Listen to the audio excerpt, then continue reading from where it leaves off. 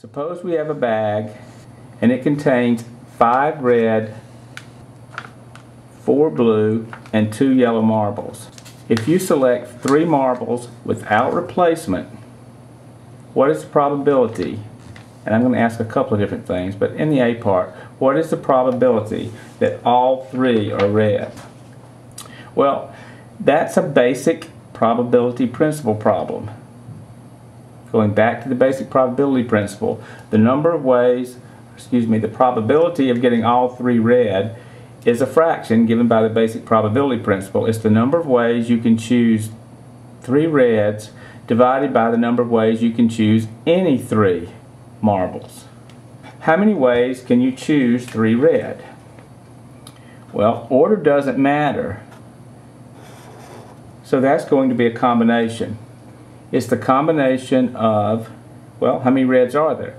Well, there are 5 reds. So it's a combination of 5 things. In other words, you're looking for reds, taking 3 at a time because you want 3. The number of reds, and you want 3 reds out of the 5 that there are. Down bottom, it doesn't matter which 3 you get, but you're still choosing 3. But looking up here, there are 5 plus 4 plus 2. There are 11 different marbles. So the probability of choosing all 3 reds is the number of ways to choose 3 red divided by the number of ways to choose any 3, which is 5 things taken 3 at a time divided by 11 things taken 3 at a time.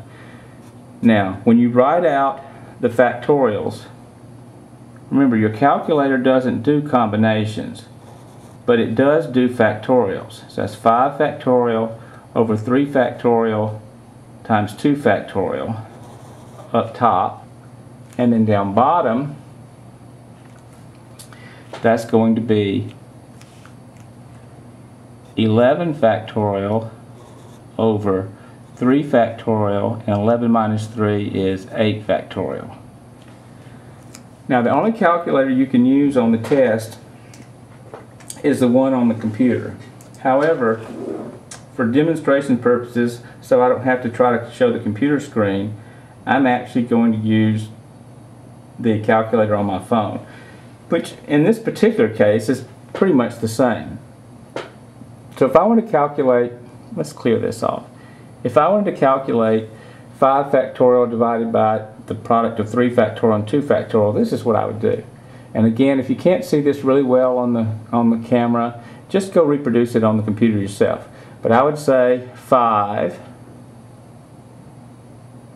factorial, find your factorial button, that's 120. Then I'm going to divide it by 3 factorial, so divided by 3 factorial, and then hit the equal sign. Now I only divided it by 3 factorial, and I really need to divide it by another 2 factorial, so I just hit division again. Well, let's try that again. It's 5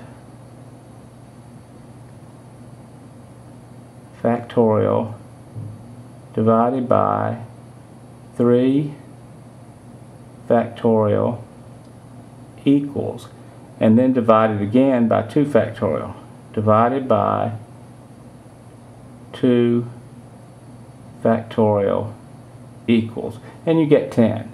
Now you need to practice that, and in particular you need to practice that on the computer itself. But what I got at the bottom line after doing all that is that the numerator is equal to 10. Now I'll do the same thing for the denominator. So I'm going to clear, and then I'm going to do 11 factorial divided by 3 factorial, and then divide it by another 8 factorial. So I've got 11 factorial divided by 3 factorial, so it'll be 3 factorial equals, and then divide it again by 8 factorial equals, and I get 165.